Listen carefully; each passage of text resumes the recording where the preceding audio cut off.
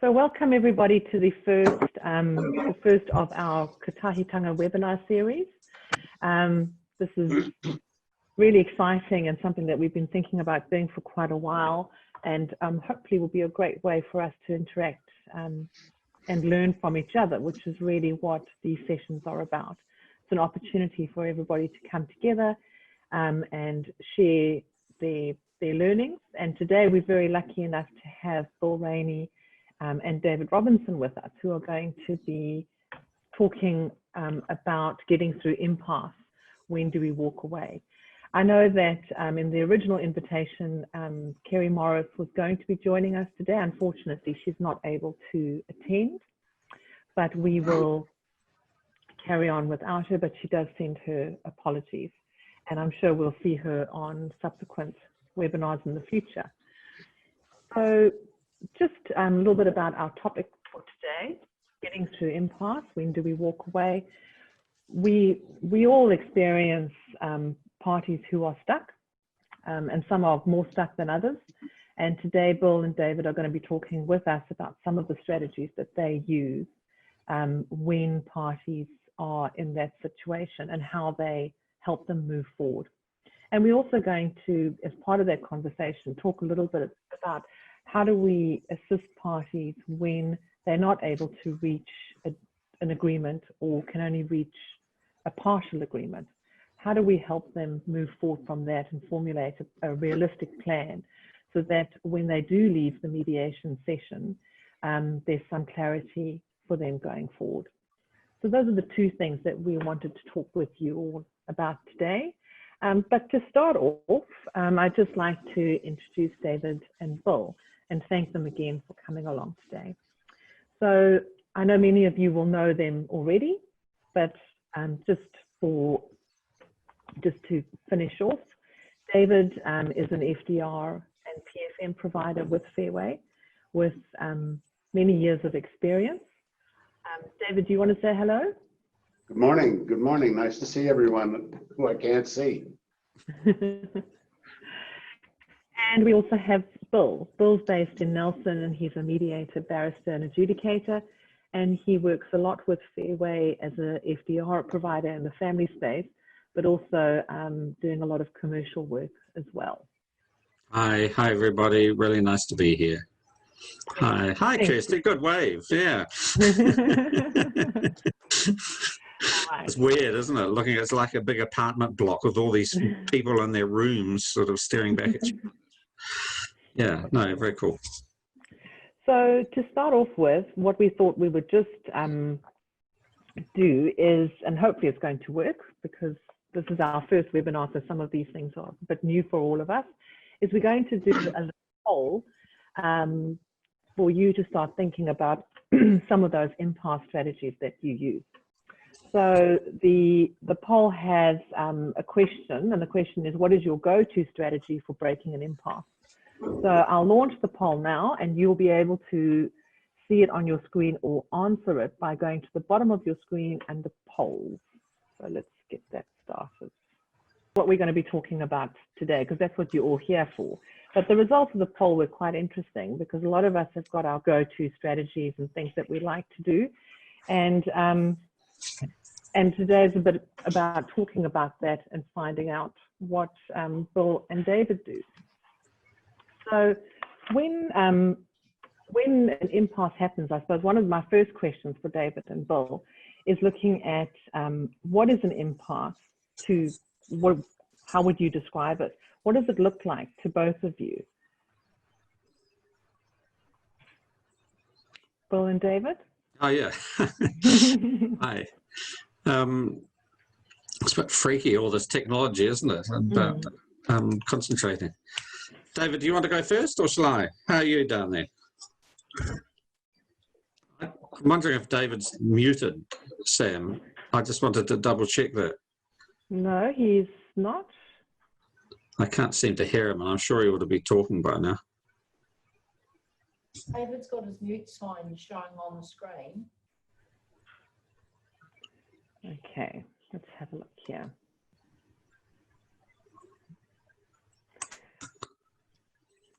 When you when you press the mute all button, Samantha, you have to tick the bit that allows people to unmute themselves. Otherwise, Yes. David can't.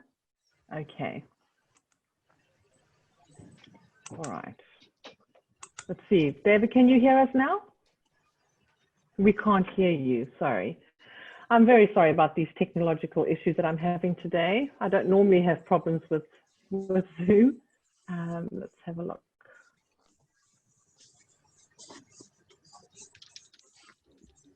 Shall I start off and Yes, I'll let that'll you be say, great. Thank you. You do Thank you. Okay. So look, hi everybody. Impasse, I think certainly as mediators, the whole thing about impasse has changed over the years, and we're seeing it seeing it in a different way. And I'm certainly finding that these days parties are an impasse. That's why they're at mediation. You know, they wouldn't be there if they could decide things for themselves. So the impasse is not a thing that happens during a process, I find now, but it's part of the whole deal, right from when you really start talking to people about the process that they're in, and particularly those first meetings. And a heck of a lot has to be dealt with at the initial meetings that we have with them. And once I always remember the stat that I heard somewhere, that it takes someone about 4 minutes after they've met you to decide psychologically whether or not they're going to come to resolution in their mediation. So that initial trust building is so important. In terms of once we get into the mediation, I think that my practice, I'm less and less.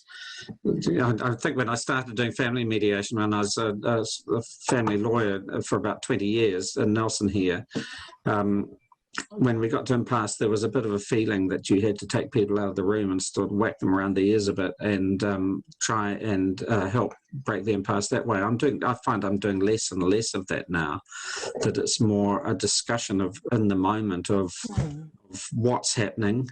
We're not getting anywhere at this stage. Let's think about that. And I just took a few notes here about some of my main things at the moment about impasse are really to be in that moment with the parties about what's happening, and to name what's happening in terms of the process and what's going on, and to really be very mindful of the need for them to help themselves work through this, and to use silence. So those are actually 4 things which I'm quite hot on now.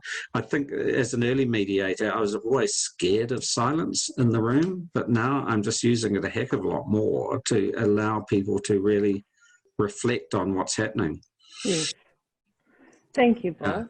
I don't know if that's helpful. Yeah, I'm going to have to ask the participants for some help, because I can't seem to unmute David, even though he's got a mute function that you can see. I can't see it, and I'm not able to unmute him.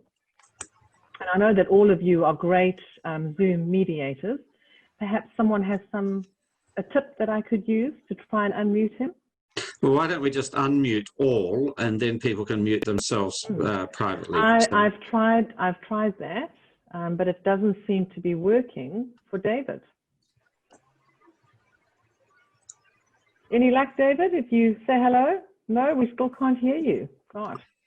Okay. Do you want me to try and unmute all? Because for some reason I've got the hosting rights here. So everyone's going to be unmuted. So here we go. Now, David, can we hear you? That doesn't seem to do anything. No, no. I've put unmute all, and according to me, people are unmuted, but they're still muted on the screen. Samantha, and yeah, someone's got a suggestion. Yep. I'm happy to, Raymond here, I'm happy to he's in a FairWay office. I'm happy to call FairWay and get a message physically to him. Which office is he in? He's in Anna's, he's in Christchurch. Okay, I'll sort that. Because David, have you got your computer audio turned on? He's at the FairWay office, so it's all been set up. And it was working earlier. Yeah, it was working earlier, but somehow, even by unmuting everybody, it's not unmuting him. So Raymond's going to get in touch with FairWay and we'll get that sorted out. Yeah, So apologies for that. Because you might have to sign in again. Yeah, Leave just- and Yes, try again. yeah, just yeah, what I was going to say, Suzanne. Just yeah. close down the computer and then come back in. So Annalise will need to help with that. And so I'll we'll, get her in there. yeah, And I think in terms of if David's on a bit of a run, then why don't we encourage some other Push people forward. to talk Yeah. as well? yeah. Otherwise, Well, one I'm of the gonna run. things that we spoke about, and again, apologies for all these delays this morning. Things normally go smoothly, but today is not one of those days. So we'll just keep pushing forward.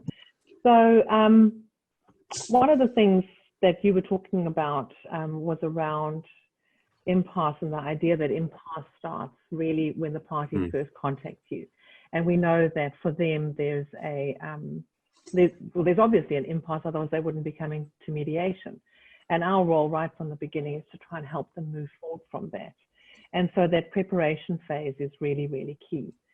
And building their capacity to come to the mediation and to participate effectively is really important. So do you have any specific things that you would be looking for, or anything that would be important to you? There we go. Screen that we needed to click. He's good There now. We we can hear go. David. He's back. Yay. Yeah. Okay. Cool. Oh, Thank great. goodness for Liz. that. Okay. Thank you, David. Good morning, everybody. Yeah, we're option generating already this morning, aren't we? Okay. Yeah. Thank you. So What David, have I we were missed? oh, you've missed everything. No. So what we've been speaking a little bit about is that whole idea of building capacity for parties at the beginning of the mediation, Right. and really helping them to bring their best selves to mediation. And the idea that that is really the first step in moving past impasse. And I was just saying to Bill that one of the things that's really important then, and from our earlier conversations, is the idea that we need to build capacity beforehand. So like, what are the things that you would be looking at specifically at that point? Well, I guess for me, every family mediation starts off at impasse. Mm. That's why they're there. Yeah. The preparation that happens in our IMMs, where we actually get the feel of how they have got to where they are. Because I guess, it really is, the participants in our mediations, they're dealing with a broken contract, a broken promise. They came together to be together, to have children together, and the whole thing has unraveled. And our task as mediators is, of course, to do the best we can to get the parents to begin to renew the contract regarding the children. Mm-hmm. And so Okay. right from the very start, I always reckon that I'm dealing with impasse to a greater or lesser degree. So for me, the most important part of the mediation is the 1.5 or 2 hours that I spend in preparation in the IMM. Okay. Thank you. And Bill, what about for you? I've just got a slightly different take on that too. I think we've got to be a bit careful when people come through FairWay or FDR process somewhere and going to family mediation, then suddenly they are being told that they are in impasse and that they've got a dispute with their partner and that it's needing professional help somehow to get them over it. It's like going to the doctor or something like that. They're losing control already by that process. So I, in those initial conversations of would like to change I don't like using the mediation words, although we have mediation agreements and things like that. I just really talk about, look, we're needing to I'm helping you having a conversation with your partner. We're going to sit down and we're going to have a chat about it. And I use the word chat. We're going to chat and we're just going to work through these issues. And I'm positive that you're going to make progress with it. And I start saying those sorts of things right at the very beginning. And even when I'm sending them emails, I try not to use the word mediation, and certainly not mediation hearing or any of those things that we have done. So when is our meeting going to be? Where are we going to meet? How are we going to do it? Those sorts of things. So I like to neutralise the language quite a lot so they don't get it sort of set up in their minds that they have got this big issue, because of course they have got issues, but you know, I try to normalise it. We all have issues with our relationships. We all have matters to get, you know, we've got to get through. So yeah, language is really important, and just to detune it somewhat from the dispute model. Thank you. Yeah, I like that. I think it's really key to help people identify the fact that they, you know, that they're going through a normal process, and that it can be messy, but there's a way forward, and that's what they're there for, is to focus on that future process. Yeah. And I guess in the preparation, it gives us an opportunity to find out what the worst fears that people have, you know, the levels of anxiety that they may be going into the meeting with. We try to, in a very short space of time, try to find out as much as we can about all the potential issues that will lead to a bigger impasse, where people will feel that they need to walk out, that they need to, you know, say bugger it and head for the family court, you know, all those things. And I've usually got a pretty good idea after I finish my fairly extensive preparation meeting, pretty much where all the hot spots are, where all the elephants are buried. And I feel that when we actually all get together, that I'm in the ballpark. Okay. Yeah. So Sam, I've just got a little bit to add to that too, because it'll come out when we're actually in the meeting. I've spent a fair bit of time in the last 20 years when I've been purely in dispute resolution and transformation work in this whole concept of transformative change and transformation, and a lot of that is about enabling people to think where they want to be and what it would feel like and touch, you know, smell like, and almost, you know, get them really into the moment of what would be good and how it would work. And I start that in IMMs as well. So I, rather than concentrating too much on the problems, I concentrate on where would they like to be, what would it look like, and I give them a good time frame, something like 3 months time, or then 6 months time, not something in 5 years or something like that.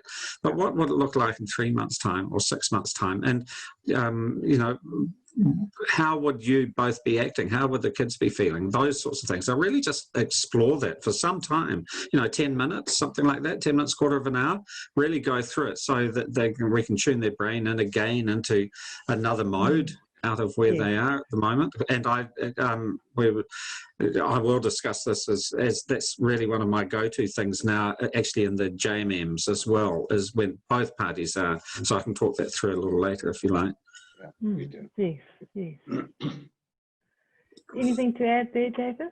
No, I don't think so. I think that I go along with that, and I think that what I'm always trying to determine in the IMM in the preparation meetings is how they make eye contact with me.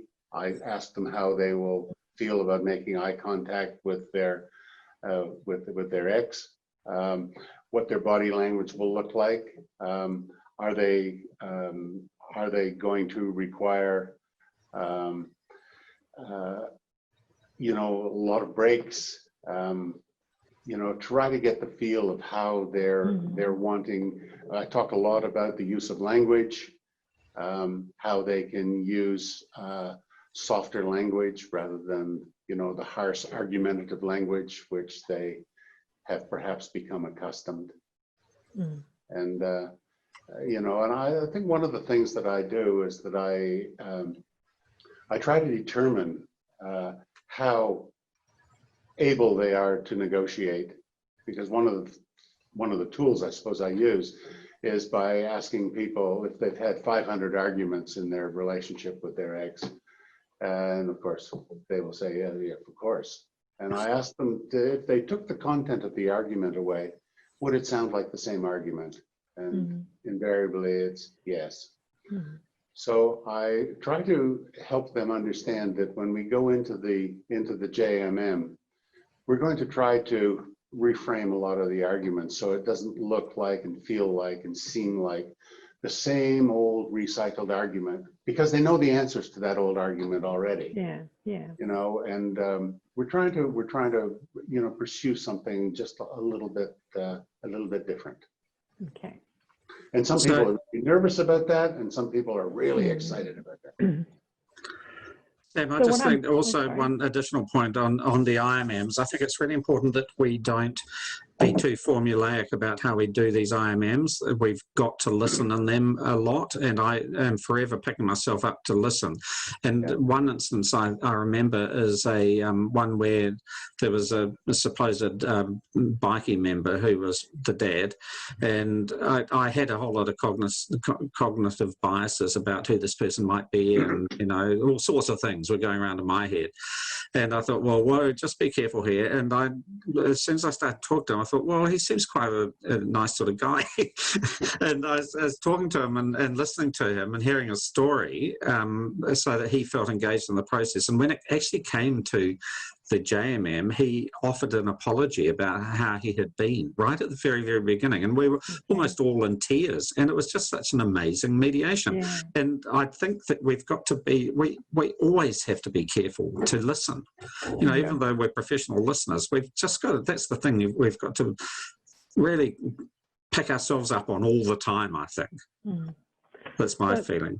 Yeah, thank you. So what I've picked up from that is the importance of using those pre-meetings to not only learn about the dispute, but also to learn about the parties. Yes. Individually, but also how they interact together. And to start thinking about, you know, I suppose the potential difficulties that they may have at the mediation. So not you as the mediator, but the parties themselves. Yes. What their difficulties are going to be. Because you know, often as a mediator, we think about how will we manage the process, but we also need to focus on how they will manage it.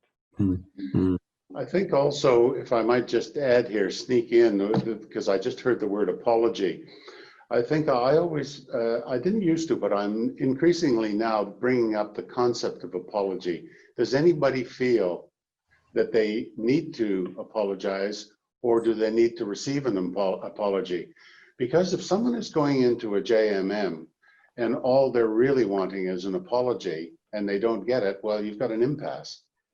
So we're always trying to work out ways in which we can give people what they both want, and more importantly, oftentimes, is what they both need. And I'm oftentimes now helping people understanding the difference between what they might want and what they might need. And it oftentimes, when we start talking about joint needs, the tenor of the JMM can oftentimes take a less caustic sort of path. And I never used to do that, but I do that now, and it's kind of interesting. Yes, what you want and what you need. Well, also, and we want to get on to the next bit, but just really allied to that is a lot of impasses are caused by people feeling that they haven't got what they think is fair. You know, I need to have this because that would be fair, 50%, or, you know, the amount of times, or this or that or whatever. And I often use talk to them about that mediation is just nothing to do with fairness. It really isn't. It's about really what's feasible in the circumstances, what can work in terms of the children, and you know, seeing it from their perspective and stuff like that. So I really, whenever I hear the word fair, I immediately click into the other F in my mind, which is feasibility, and which is something about providing access to a route that can get you somewhere, rather than some ethereal sort of concept of right and wrong. Yeah, that's really useful. Thank you. I like that. And so thinking about the mediation process, and that you've gone through the work and you've worked with your parties, and you're now at the mediation, and we've all experienced that feeling of trying to get things moving forward and parties just getting further and further stuck. and that feeling that, you know, what do I do now? How do I help them? How do we manage this? And for, you know, often we can manage, but there are also those situations that just feel like, oh, I actually don't know what to do. I've gone through everything that I can think of. What else can I do? You know, that feeling of being a little bit overwhelmed in the mediation itself as well. So as a mediator, when things like that happen, how do you maintain your role as mediator when things in the mediation get a little bit tricky or a lot tricky? How do you keep your place? How do you keep calm and carry on, I suppose, is what I'm asking. I think one of the things that I do when it gets like that is that I loop back to the children. Mm-hmm. You know, what would your children want you to do at this juncture? What would your children, if they were here, what would they be asking for you? Because this argument is really not about you. It's about how you're going to develop a parenting plan into the future for your children. Mm-hmm. And usually when things get hot and heavy, it's because the disputants are just having a go at themselves.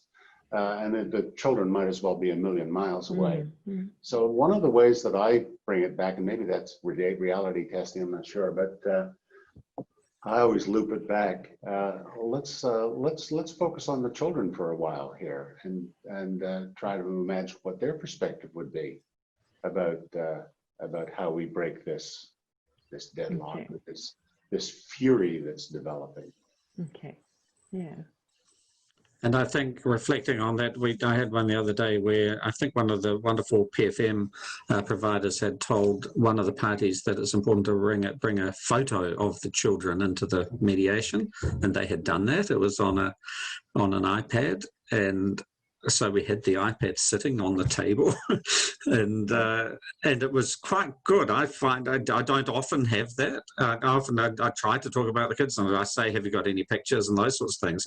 But it was quite funny just having the picture of the person there, and we were all we can focus on the child in this case, and it enabled us to have that conversation that David's talking about. Mm-hmm. Well, it brings you know, I do that quite a lot, and of course everybody's got a cell phone in the world except me. Yeah, and so everybody's got a million pictures of the kids on their cell phone, and so they always have them there. So you've got a whole photo album if you need. But when there's a picture of a child or children that are actually sitting on the table, which you're all sitting around, it really gives the feeling that they're actually there. Even though they're not participating, they're very much in the thoughts, in the memory banks of their parents, who are sitting there, you know, fighting with each other instead of focusing on how they can develop a parenting plan and a parenting relationship ongoing. Okay. Sam, I think just a comment. When there is a difficulty, and you say when you as the mediator are really feeling down and out about the whole thing as well, and how do you get out of that? I find it's almost more stressful thinking that you need to know ways, you know, from some book or something like that to get out of that situation. So I think progressively over the years, I have, because my brain's got older and less useful, and I forget things, and I just tend to start naming it now. Well, not I tend to, I do. I say, look, I'm just feeling that we're just, you know, we're in a bit of a rut with this now, aren't we? And I maybe and try to introduce a bit of humour into it to lighten it a wee bit. And I would say, well, let's have a break. Let's have a cup of tea. I'd pull out I've got such a bag of chocolate biscuits, which I have sitting in my room here, which is really tempting for me to eat. And since it happened and we've been doing more Zoom things. They just sit around. But, you know, we have a cup of tea, or I was mentioning to you yesterday, we've got a really nice little mediation room in a library here in Nelson where it's by the beach. And just go out for a walk, take some breath of fresh air, because there is that moment where if you detach yourself from the conversations, then good things can happen. You know, let the light in, basically, and just free things up and take the pressure of the decision making or problem solving out of the equation for a wee while, which seems a bit counterintuitive, but I find that really helps a lot. So that's one aspect which I'm using a lot. And the other one where we really are getting stuck, and I've started using this in the last year or two a lot, is, and I touched on it before in the IMMs, is to really use this transformative approach of, and I put my hand up to my ear and say, look, if I were to ring you, I should have a cell phone up. If I were to ring you guys, and well, I'd do this with each party in a year's time, how would that conversation go? And I say, you know, hi Rachel, how are things for you this morning? Now, if this had gone really well today in this mediation and everything went really well in the ensuing year, what would that be like to you? Just think about that. And sometimes they can't think about it. You know, they can't think of something to say. And I say, well, no, just think about, you know, it's really gone well, things going well in the parenting relationship, the kids are going well. Just tell me what that day would be like when I ring you at 9 o'clock in the morning. What are you going to say? How's it going for you? And then they start thinking about things. And I say, and what else? And what else? And just get them to think that one through for some time. And then I do that again with the other party. I do it with the other party and ask them. And, you know, what I often find, virtually most times, is they're both wanting the same things. Their conversations are actually very, very similar. And it's a real moment that suddenly they get taken out of the impasse that they're in, not by digging yourselves out of the impasse, but by just looking at it from a different place. They take their brain to a place, and I find that really, really powerful, really powerful. Yeah, and I find it trying to get them to refocus from the issues that they have with themselves to the issues that they have with their children. So, you know, I guess part of what we used to, or what we call power balancing, is trying to stop this business of having power over each other and trying to work out ways in which they can begin to think that they might develop power with each other, because this is what their children might expect of them. In fact, that's what their children do expect of them. Whether we can start talking about how you can work with someone constructively, or whether you're going to continue to find ways in which you can work antagonistically with that bastard or that bitch. You know, as Simon Dadley Moore would always tell us, is that those are the people that you have to work with. Yeah. You have to work with that person that you have a very strong opinion about, not as a marital partner, but as a co-parenting partner. And, you know, just, you know, that's breaking an impasse. That's getting people to stop focusing on their own stuff, and to actually remember that they're in this position because they're trying to work out a plan for their children, not for themselves, because they're already working on that plan, but they don't have a plan for their children, and their children are suffering because of it. And that's the impasse that they're in. And you know, we've all got a little bag of tricks that we're always trying to do, is to get them out of themselves, get them out of their own heads, and get them to start thinking about those little people that they live with. Yeah. And it's quite interesting. You were talking about fairness, Bill, and fairness is really interesting because a lot of adults that don't think that the world's very fair at all. But you talk to a kid between 9 and 12 years old, and all they want to talk is about what's fair. Isn't it building with the discount today? Sorry, a little bit of feedback coming on there. Sam, could I just talk about another thing as well, which I suppose I'm risk adverse to anger. I'm not great and always on my when people talk about how I mediate, they like to get me to be able to handle anger in the room better. I'm getting better and better at it. But I do tend to feel that when there's a lot of anger in the room, and if it isn't somehow resolved, that you do get this situation where people aren't thinking. They can't be really angry and thinking at the same time. And mediation, problem solving is about thinking your way through problems as well as feeling, but you've really got to think your way through it. And I think that we need to respect that there may be some people who just aren't in the space to reach a resolution. And it's really hard to get them in that space. They are thinking more with, the fight and flight part of their brain still. Yes. And they've got a whole lot of stuff they're going through which we don't really know about. And it may, you may pick this up at IMMs, but sometimes you don't. Sometimes as soon as they get into the room with the other party, it all just kicks in automatically again. And they just aren't in the position to problem solve. That may be a reason for the impasse, and I just think we have to. I never really thought that was the case, but I do now think that is the case, and I sort of have other strategies for dealing when that comes up. Okay. Well, I don't have a problem with anger. In fact, I don't mind angry people at all. But if I can just go sideways for a second, years and years ago, and I've told somebody this story just recently. I was fighting with a guy when I first came to New Zealand 50 years ago, who was a decathlon champion, and he had a lot of athlete friends. And there was a wrestler guy, can't recall his name at the moment, but he was a Commonwealth wrestler. And I said to him, "What is this wrestling thing? I don't get it. I don't get it. It just seems like people grappling and pushing each other around." And he said the key to it is being able to use your opponent's momentum to defeat him. And I've used that strategy for a long time working with angry people. And I like to let them, when somebody in a JMM is getting heated, getting angry, I let them go for a while, even though it can be a little spooky. And then I will stop them. I'll say, "Okay, enough, stop." And just get them to reflect back on, how did that sound like? How does that sound to you when you're behaving like that?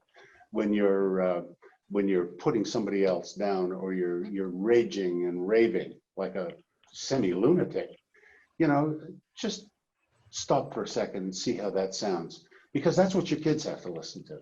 They have to listen to this bullshit, coming out of your mouth, this angry vitriol, and that's where fear comes from. That's where anxiety comes from. And I just get people to just stop and say, "Well, what does that sound like to you?" Mm-hmm.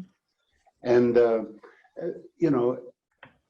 sometimes, they'll get even angrier, but oftentimes they won't. They'll say, "It sounds pretty terrible.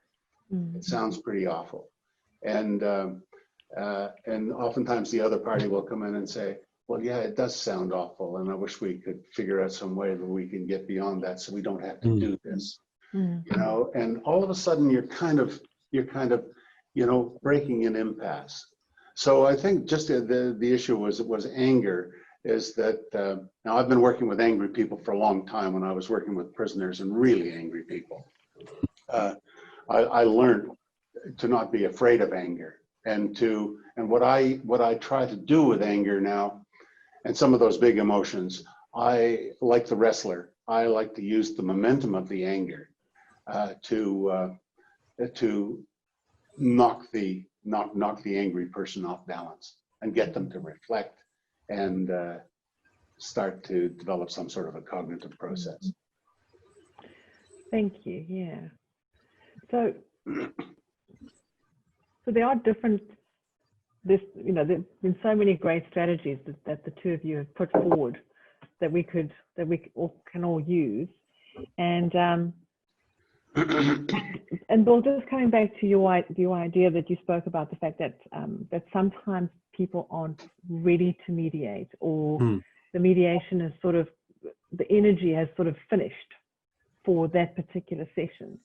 So what are the things that you would do, or what could you, or how do you deal with that with your parties when it reaches the end of what it is and they're not going to reach an agreement, or they're not going to make all agreements that they wanted to.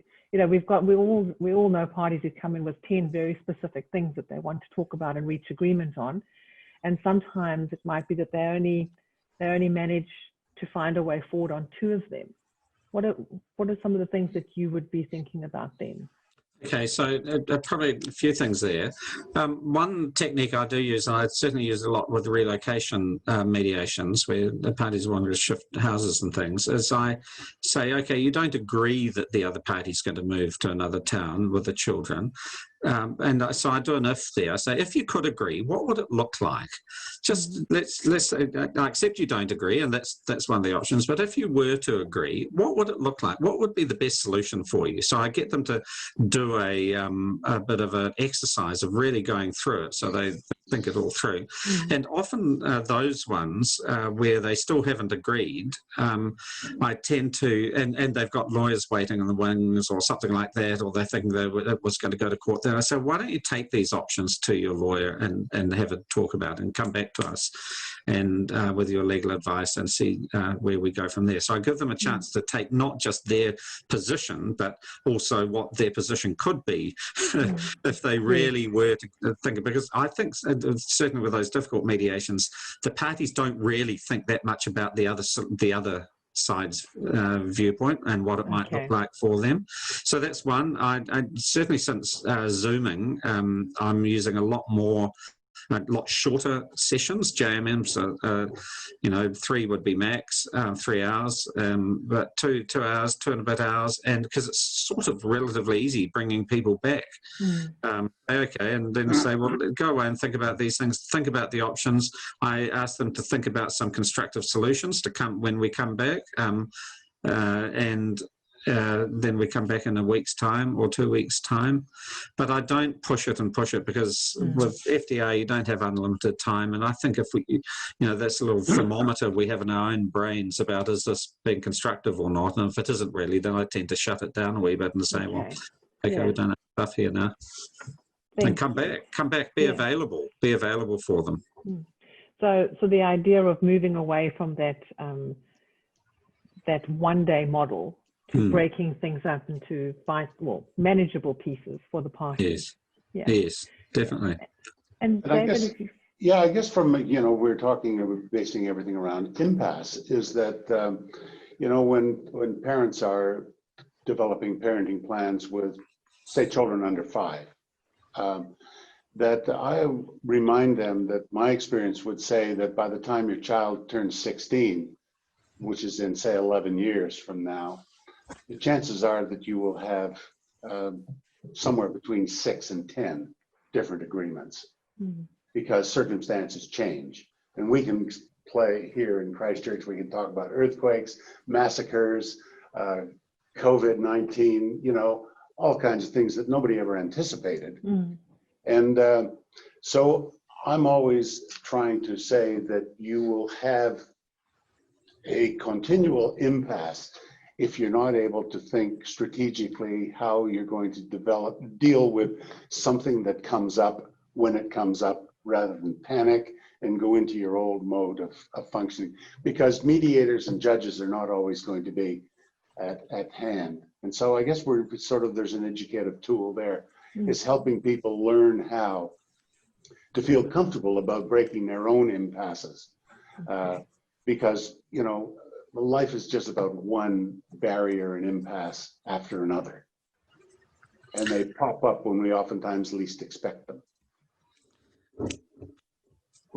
Sam, an additional bit to that, because we're getting to the end of the JMM and you've reached some agreement, and you know that, just as David said, they're going to have difficulties in the future.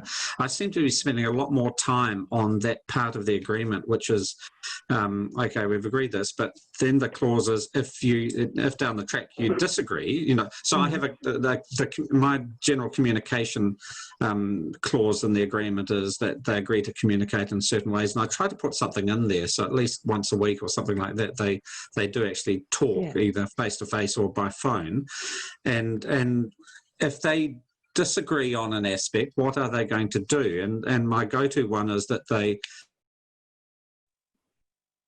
agree to leave it for to go away and then come back and have another shot at it if it's not an urgent thing. So I put that in, and then I sort of would go another step is, and this is particularly if there's support people in the room for the mediators, I especially do this, is that if they then still find they're disagreeing, that they agree to use their support people and have a meeting themselves to and get their support people to help them reach a solution. Okay. Now, I had one the other day where it had come back to me and they said, look, we're having real problems with this, blah, blah, blah, blah. And I was a bit busy with on to other things. So I thought, oh, that couple, I know we had quite a good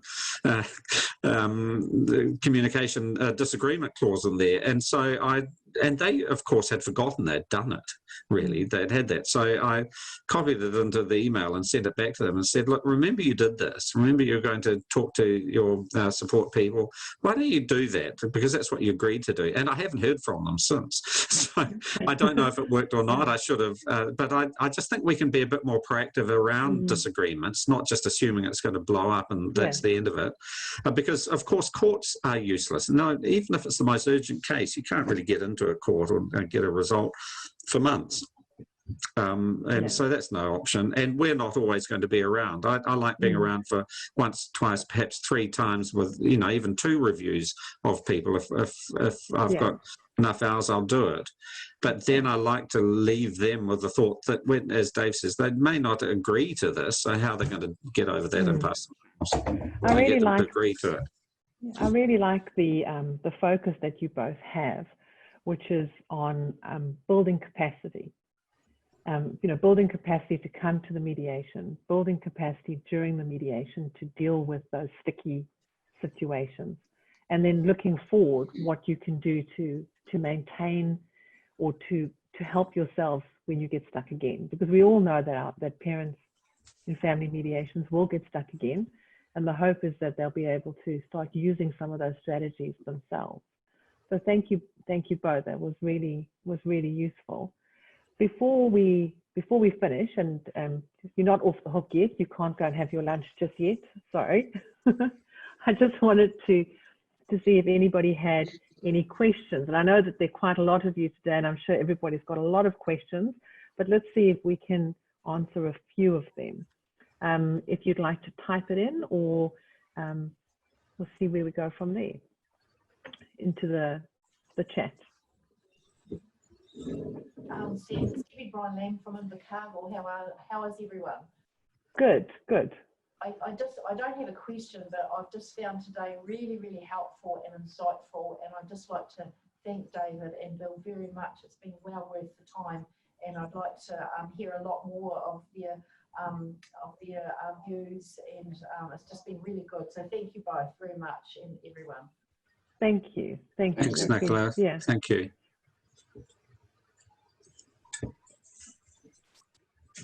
I guess when you've been around as long as Bill and I have, probably come up with an idea or 3. I haven't been around nearly as long as you, David. Don't put that one out there. Yeah. Sorry about that, Bill. Mind you, you've got more hair than I have. Hi, yeah, it's Frances Williams here in Wellington. I'm a family lawyer in Wellington.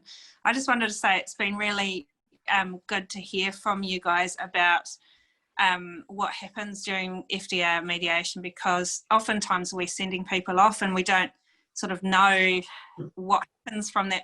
So it's actually really good to know the the thought and the preparation and the expertise that you bring to that part of the process. So thank you for that. I really appreciate it. And there's a lot of things that you're sharing. That's been really helpful. Thank you so much. Thank you, Frances. Yeah. Thanks, Frances. Thank you. Any other questions before we? I was just going to say, Bill and David, one of the big things someone told me when I was first starting out in FDR was, I remember her saying, she said, some people just like to keep fighting. And that was a big learning for me, because I used to get really upset, you know, if I didn't get an agreement in the early days, you know. And so just acknowledging that, I think sometimes is really helpful. And if I can make a response to that, I'm not really fussed whether I get an agreement or not. I don't think that that's really what it's all about. It's, for me, it's all about whether the parties have been able to develop some strategies and some skills to continue working toward the goals, the best outcomes for their children. I think that sometimes we get a little bit too focused on that it's successful if we have an agreement. Some of the most successful mediations I've ever had, there hasn't ever been a written agreement, but I know they've been successful. And sometimes I come away from mediation and people ask me whether it resolved, and I say, I've got no idea. I just don't, I wouldn't have a clue, because what I hope is that people have gone away with enough confidence, with enough assurance in their own ability to be the kind of parent that they contracted to be way back when. Then that to me is a fantastic result. If it's written down on paper, nice, but not essential. Yeah, I agree, David. I mean, I remember once we didn't get an agreement, but the parties had talked to each other for the first time in 4 years. Yeah, that to me is success. That's an absolute 100% success. Yeah. And I think, and listen to each other. I think often with impasse, if you hear the languages being used, it's you did this, you're always doing this, and so I really put a stop when I hear that, and I say, well, look, how about let's have a conversation where you don't talk about you at all, the other person, but just talk about yourself and what you're needing and what you're wanting, what you think the children are wanting, and that actually is quite a good way to flip a difficult situation with mediation. Bill, what I oftentimes do, because it's always what starts off, it's always about I want. I have the right, I have the right, I have the right. And I will sometimes get a little tired of that, because I sometimes get a bit bored listening to all that. And so I will say, well, for 10 minutes, we're not going to talk about our rights. We're not going to talk about what we want. We're going to talk about what we need. And what your children need. And when somebody starts throwing a want in there or a right, no, we're talking about needs. And all of a sudden people are actually reframe in their own head. They kind of do a right turn. They start thinking in a way that they don't usually think. Because they're usually just talking about, I have the right to do this. This is what I want. This is what I want from you. So just shape up. Thank you, David. And that's a good point to end. And I'll just hand over to Bill to see if he'd like to add anything before we say goodbye to our participants today. No, look, I'm fine, thank you. I really enjoyed the opportunity, and won't say anything else. Well, thank you. Yeah. I just like to say, it's lovely to see Anne and people I know, and I can't see the pictures of everybody, but it's just delightful to be connecting with a whole lot of people that I've known, over the years. And I spotted Nikki Bull there, so hello, Nikki. I think David, what he doesn't know, because he hasn't got a mouse there in FairWay, but there's another 2 pages of people, David. So that's what the scary thing is. That's very well supported. So well done, Sam, for setting it up, and really appreciate the opportunity. Yes. Thanks a lot, Sam. Yeah, thank you, David, and thank you, Bill. It's been really great. And I know that I've made a list of things that I'm going to put in my toolbox and try. I've got a couple of sticky mediations coming up, so this will definitely be helping me. But thank you, everybody, for participating. And we'll be sure to let you know when our next webinar is going to run, which will probably be in the next, probably around about 4 weeks from now. But we'll be sure to send out that information in advance as well. So thank you, everybody, for coming along today and making our first webinar such a success. And thank you for those who assisted with the technical issues in the beginning, much appreciated. And yeah, enjoy the rest of your day. And again, thank you to David and to Bill for taking the time to share their huge amount of experience and practical tips with us. So thank you. Thank Thank you. you. Thank you. Bye bye, Bye-bye, everyone. everybody. Bye Thanks, bye. David. Bye-bye. Bye.